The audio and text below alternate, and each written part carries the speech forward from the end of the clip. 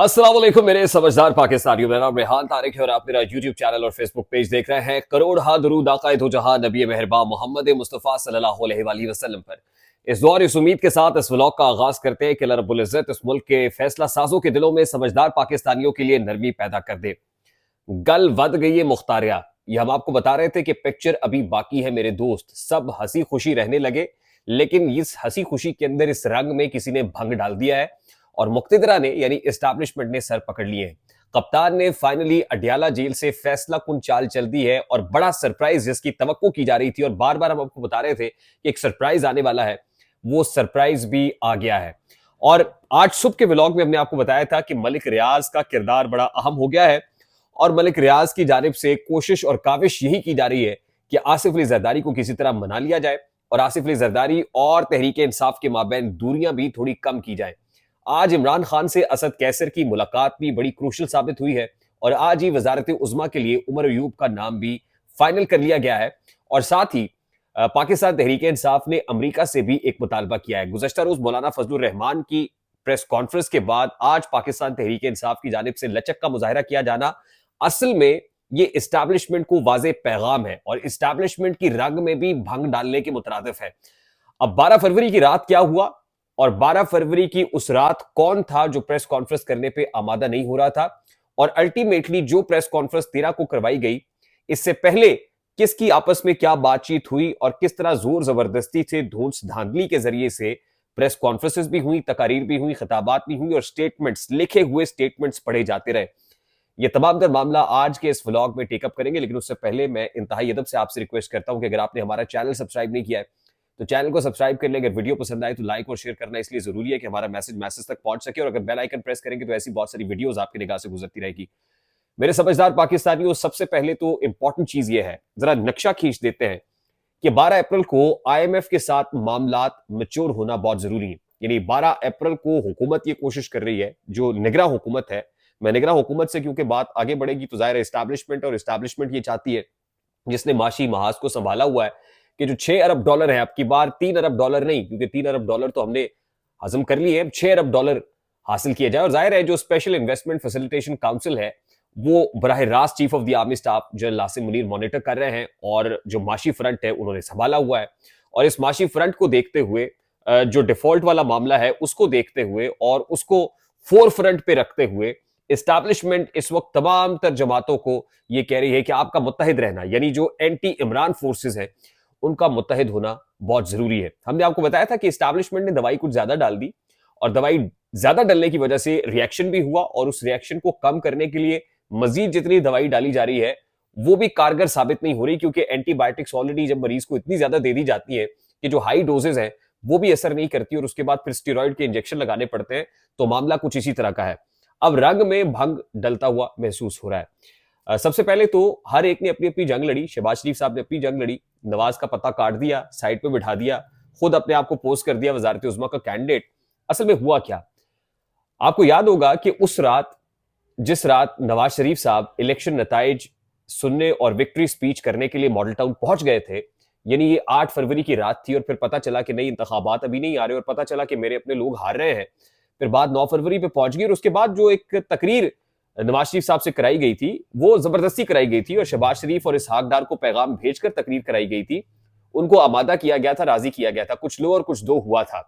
Otherwise Nawaz Sharif ने तो बिल्कुल सरेंडर कर दिया था, हैंड्स अप कर दिया था और ये फैसला हो गया था कि हमने ऑपोजिशन बेंचेस पर बैठना है। लेकिन जैसे ये फैसला हुआ तो खींच खींच कर लोगों को जाती उमरा पहुंचाने की बात होती रही। नून लीग की झोली में अभी भी इंडिपेंडेंट कैंडिडेट्स डाले जा रहे हैं।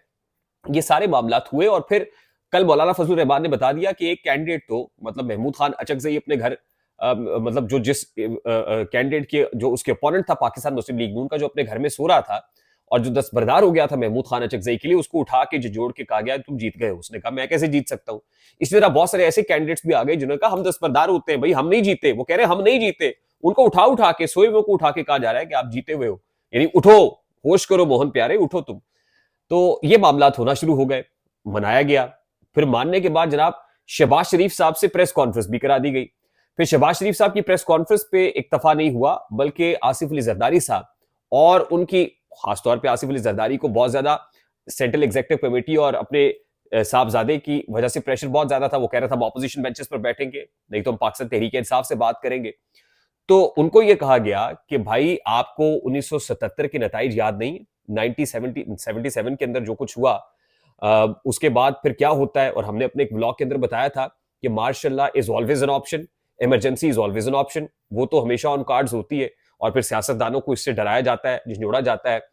फिर एक फोन कॉल गई 12 फरवरी की रात, और 12 फरवरी की रात की फोन कॉल के ऊपर जो बड़ी अलार्मिंग थी, उसमें इंतखाब कर लिया गया कि एक न्यूट्रल वेन्यू होगा। चौधरी शुजात को बीमारी की हालत में लाहौर से ट्रेवल कराया गया इस्लामाबाद, और वहां पे तमाम तर अंडों को एक टोकरी में डाल के प्रेस कॉन्फ्रेंस करा दी गई और एक पोजिंग हुई कि भाई अब तो हुकूमत बन गई है। यानी जो फर्स्ट था, इस मेस को हमने, गंद को साफ कर दिया है। तो एक मार्केट के अंदर एक जैसे चला जाए कि सब लोग इकट्ठे हो गए, सब हंसी खुशी रहने लगे, यानी अब हुकूमत बन गई है, इसलिए रौला रप्पा कोई नहीं है। लेकिन शायद वाकिफाने हाल को ये ज्यादा अंदाजा था और फिर अल्लाह ताला को कुछ और ही मंजूर था। अब मौलाना फजलुर रहमान को बहुत मनाने की कोशिश की गई। मौलाना फजलुर रहमान ने हैंड्स अप कर दिया, सरेंडर कर दिया, प्रेस कॉन्फ्रेंस कर डाली। एस्टैब्लिशमेंट को वो टेक ऑन कर रहे हैं, वो हेड ऑन कोलिजन की तरफ जाना चाह रहे हैं। वो कहते हैं ईवान नहीं मैदान होगा, और उन्होंने एहतजाजों का ऐलान भी कर दिया है। सिर्फ वही नहीं बल्कि जीडीए भी एहतजाज कर रही है, जमात इस्लामी भी एहतजाज कर रही है। और आपको मैं अगर नक्शा थोड़ा सा बता दूं 1977 के इंतखाबात का, तो वो इंतखाबात जो 1978 में होने थे, वो 77 में जुल्फिकार अली भुट्टो साहब ने इसलिए कराए थे कि उनको लगता था कि पाकिस्तान पीपल्स पार्टी की मकबूलियत बहुत ज्यादा है। और वो हुआ भी यही कि इंतखाबात में जो 78 की बजाय 77 में हुए, पाकिस्तान पीपल्स पार्टी को मुल्क भर से 155 नशिस्तें मिली। दूसरी तरफ मुस्लिम लीग को 36 नशिस्तें मिली, काफ को 1 नशिस्त मिली। उसके बाद जो पाकिस्तान नेशनल अलायंस बना, जिसके परचम तले जमीयत उलमा इस्लाम पाकिस्तान भी थी, जमात इस्लामी भी थी, जमीयत उलमा इस्लाम भी थी, और वो इत्तेहाद जब वो तहरीक की सूरत इख्तियार किया और तहरीक निज़ाम मुस्तफ़ा बन गई, तो जुल्फ़िकार अली भुट्टो साहब ने इमरजेंसी लगाई। और फिर जब इमरजेंसी से भी बात आगे बढ़ गई, मामलात नहीं चले, तो फिर उस वक्त के जो डिक्टेटर है ज़ियाउल हक साहब, उन्होंने मुल्क में मार्शल लॉ लगा दिया था। तो martial law is always on cards, और पाकिस्तान पीपल्स पार्टी तो इसकी डसी हुई है। पाकिस्तान पीपल्स पार्टी को बखूबी अंदाजा है। और 4 अप्रैल 1989 को जनाब मुल्क के पहले मुंतखब वजीर आजम को तख्ता दार पे भी लटका दिया गया, फांसी भी झूलना पड़ा। तो कहने का मतलब यह है, 1979 की बात कर रहा हूं मैं, उस वक्त उसको तख्ता दार पे झूलना पड़ा। तो things are not that easy. और आज जो एक मुत्तहिद हुकूमत बनाई जा रही है, उसके अंदर इवन उसी ज़ियाउल हक के साहबजादे जो है एजाजुल हक को हुकूमत में शामिल, कल मुलाकात हुई ना चौधरी शुजात के घर पर, तो पाकिस्तान पीपल्स पार्टी उसे सब कुछ देख रही है। लेकिन क्या जो बिलावल है वो अपने नाना के जो कातिल है, जिसने नाना को तख्ता-ए-दार में लटकाया, उसके बेटे के साथ हुकूमती बेंचेस के ऊपर बैठा होगा, तो पाकिस्तान पीपल्स पार्टी को ठेस नहीं पहुंचेगी, जज्बात मजरू नहीं होंगे। तो पीपल्स पार्टी तो ये सब कुछ करने के लिए तैयार नहीं है। और खबर यह है कि पाकिस्तान पीपल्स पार्टी, जिसने तहरीक इंसाफ की इनकार के बाद हुकूमत में शामिल होने का फैसला किया और इस्टेब्लिशमेंट का बहुत ज्यादा इसरार भी था, अब पाकिस्तान पीपल्स पार्टी भी राहो रस्म बढ़ा रही है तहरीक इंसाफ के साथ। और तहरीक इंसाफ ने आज जो असद कैसर साहब की मुलाकात हुई है अडयाला जेल में इमरान खान साहब के साथ, इमरान खान ने बड़े इंपॉर्टेंट मैसेज दे दिया। एक तो उमर अयूब को लॉन्च कर दिया गया है। उमर अयूब जो अभी तक रूपोश है 9 मई के सिलसिले में, उनको एस्टैब्लिशमेंट को बड़ा वाजे पैगाम है कि ये कैंडिडेट हमारी तरफ से होगा। अली अमीन गंडापुर की नॉमिनेशन एस्टैब्लिशमेंट को एक बहुत वाजे पैगाम था।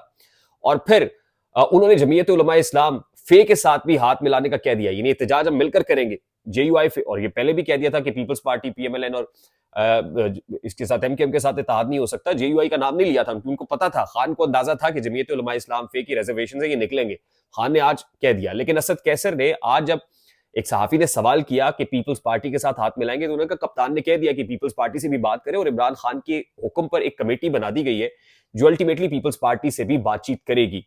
तो ये बहुत अच्छी बात है कि कम से कम पॉलिटिकली एक मैच्योर मूव इमरान खान साहब का है कि बजाय इसके कि अपने आप को एलिनेट कर ले, आइसोलेट कर ले, बल्कि इस सियासी धारे का हिस्सा बने, इस स्ट्रीम के अंदर आए।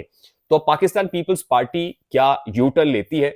जो इत्तेहाद जिसमें वो कह रहे हैं कि वजारत उज़्मा के लिए शहबाज शरीफ साहब को सपोर्ट करेंगे, क्या उससे कोई यू टर्न लिया जाता है?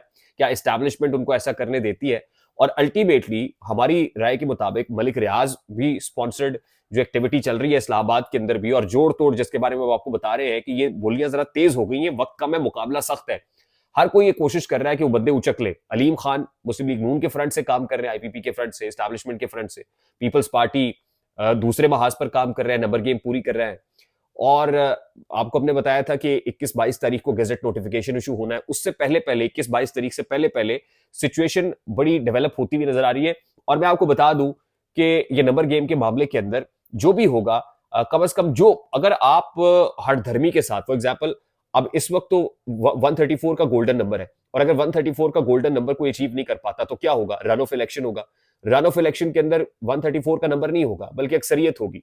जो जमात अपने वजारत उज़्मा के लिए ज्यादा कैंडिडेट को ज्यादा वोट डलवा लेगी, वो वज़ीर आज़म नॉमिनेट करा लेगी। अब जाहिर है पाकिस्तान तहरीक इंसाफ के लिए चैलेंजिंग तो फिर भी होगा, क्योंकि उनके पास रिजर्व सीट्स नहीं है। अगर कोर्ट इंटरवीन करती है तो रिजर्व सीट्स मिल सकती हैं। पीपल्स पार्टी से इत्तेहाद अगर हो जाता है, या किसी जगह पर एमकेएम से कोई बात हो जाती है, जमीयत उलमा इस्लाम भी ऐड हो जाती है, तो कम से कम इस पोजीशन में आ सकते हैं कि वो टफ टाइम दे सके। इन अदर वर्ड्स, अगर नहीं भी होता तो अगर शहबाज शरीफ लेड कोएलिशन भी होता है, वैसे तो नवाज शरीफ को मौलाना फजलुर रहमान ने बड़ा खूबसूरत मशवरा दे दिया था क्या हो कि हमारे साथ बेंचेस पर बैठे ऑपोजिशन करते हैं, लेकिन क्योंकि शहबाज शरीफ साहब को वजारत उज़्मा की कुर्सी बहुत अजीज है, कुछ भी होता है, ये हुकूमत ज्यादा देर चलने की नहीं है, और अल्टीमेटली इसका बड़ा बुरा हशर, और हमारे प्रोग्राम के अंदर मौलाना फजलुर रहमान साहब के जो साथी हैं मुफ्ती किफायतुल्लाह, वो कह चुके हैं कि 6 महीने से ज्यादा हुकूमत चलती हुई नजर नहीं आ रही। तो इस्टेब्लिशमेंट ने, मुक्तदरा ने सर पकड़ लिए हैं। दवाई जो ज्यादा डली है, उस दवाई का जो तोड़ है वो भी काम नहीं कर रहा है, और आने वाले दिनों में ये गेम मजीद इंटरेस्टिंग हो गई है। Keep your fingers crossed, will keep you updated, will keep you posted. मुझे रेहान तारिक को इजाजत दीजिए, अपना बहुत सारा ख्याल रखिएगा, और चैनल को सब्सक्राइब कर लीजिएगा, बेल आइकन प्रेस कर दीजिएगा, वीडियो को लाइक और शेयर करना मत भूलिएगा। अपना बहुत सारा ख्याल रखिएगा। अस्सलाम वालेकुम।